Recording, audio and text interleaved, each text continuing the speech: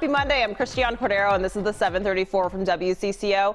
We know most of you are on your way to work, maybe about to head out the door. Put on your boots. Let's get you started with today's weather. A little bit slick out there on the drives.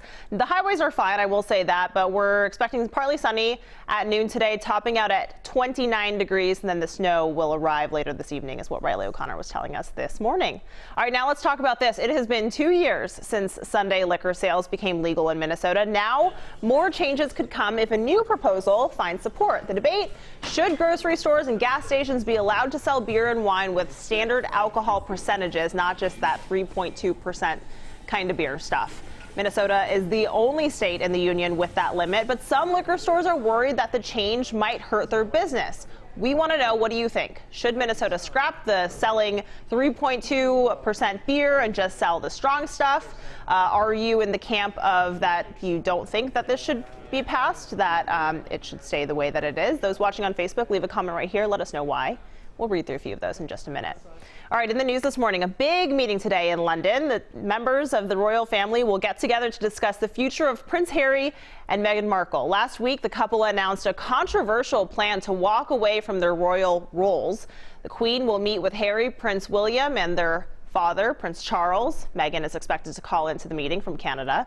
This morning, William and Harry issued a statement downplaying a reported rift between them. Back here in Minnesota, Governor Tim Walz is starting to roll out his $2 billion bonding bill. His proposal calls for housing help, clean water initiatives, education improvements, and public safety reforms. He hopes by rolling it out slowly that he can gain more public support. So far, among some lawmakers, that has not been the case.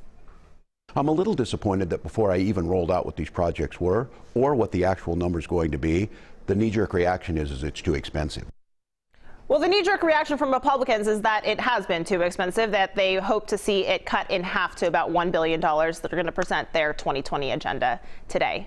Scary situation in the Philippines this morning. Nearly 500,000 people are in the danger zone of an active volcano. The tall volcano is spewing ash and steam on villages near the capital of Manila.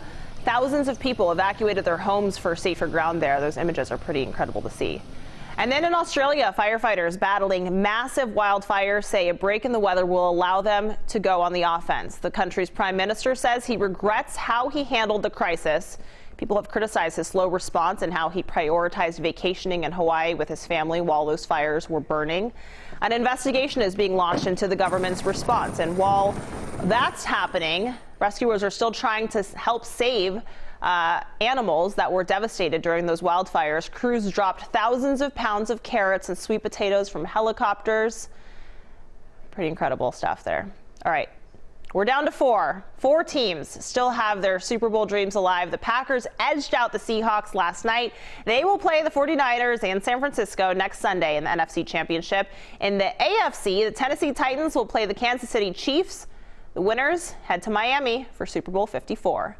Minnesota Vikings are packing up and moving on. For one coach, that's actually literal. Yesterday, the team cleaned out their lockers at the TCO Performance Center in Eagan.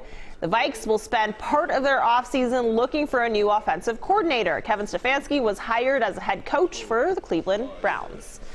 Award season rolls on with the Critics' Choice Awards last night. Once Upon a Time in Hollywood won Best Picture following up its success at the Golden Globes. Brad Pitt also won Best Supporting Actor for his role in that film. The critics also agreed with the Globes for the top acting categories. Renee Zellweger won for her role as Judy Garland, and Joaquin Phoenix won for the Joker.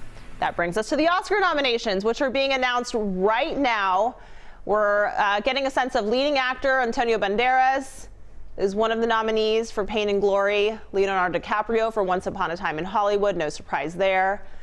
And Adam Driver for Marriage Story. So far, this has been pretty consistent, and with Joaquin Phoenix ending out at the Joker for leading actor there. Oh, and Jonathan Pryce as well for Two Popes. And then, yeah, we'll get a closer look. This is happening right now. Beyonce was snubbed for, what was that, Chris? Oh, for Best Original Song. Yep, she did not get that nomination. Cynthia Erivo for Harriet is nominated for leading actress. And then we have Scarlett Johansson for Marriage Story. Really popular for the critics on Marriage Story. I'd be curious to hear what you guys thought about that. We'll get to that. Charlize Theron in Bombshell. Yep. Charlize Theron and Bombshell. And Renee Zellweger. And Renee Zellweger again for Judy. Scarlett Johansson, worth noting, is also nominated for Best Supporting Actress, and that was for Jojo Rabbit. Cool. We're excited. We're going to keep track for that for sure. Awesome. Big event returns to Excelsior Bay on Lake Minnetonka this week. Volunteers spend the weekend setting up the rinks for the North American Pond Hockey Tournament. This is the 7th year the tournament will be on Lake Minnetonka. The recent cold snap meant good news for the tournament. We talk about growing ice as a positive thing, right? We're talking about ice growing weather, so we're excited for the cold weather. It's snowing and it's cold, and we embrace it. Yeah, that event will kick off Thursday with a concert, and the tournament runs through Sunday. This year, the money raised will go to Minnesota Wild player Jason Zucker's charity, Give 16. The campaign benefits the University of Minnesota Masonic Children's Hospital. Speaking of winter fun, tickets go on sale today for the Ice Castles. They are in a new location this year, Long Lake Regional Park in New Brighton. Opening day is on Friday. All right, let's get back to today's talker. We're bringing in WCCO's digital guy, Cole, talking about beer and wine sales and grocery stores. Cole, what are people saying? I'm still trying to get over the Oscar nominations live thing. That was pretty cool. Yeah, I know. We timed that out perfectly. They held it for the 7:34. Just want people to appreciate it. All right, we have Elizabeth saying pretty much every other state already sells beer in gas stations. I'm not sure why Minnesota doesn't. Old religious laws, in my opinion. And then we have that seems to be the popular take for yeah. And then we have Becca saying, I don't see a problem with selling beer at gas stations. They do it in Wisconsin. I don't usually go into gas stations, but what if it means having one less stop to the liquor store? And then we have Poppy Primo saying, good morning, 3-2 beer. It's been around for a long time. If there's a market, why not? Yeah. Some of the pushback that we've heard, including an email I got this morning, is has to do with selection from the consumers. At least we already know what the pushback is for the retailers, but some consumers are saying that they just find that selection goes down when it's in grocery stores, and and in gas stations especially. But I guess there's a market for everything, so it would be an interesting conversation to follow. I will say, Minnesota, it took them a very long time. It took the state a very long time to pass Sunday liquor sales, right? So we'll see how long this takes, if at all. All right, thanks, Cole. Appreciate it. That's it for now. This is the 7:34 from WCCO, when most of the Twin Cities are on the go. So go ahead and make us your place for mobile news.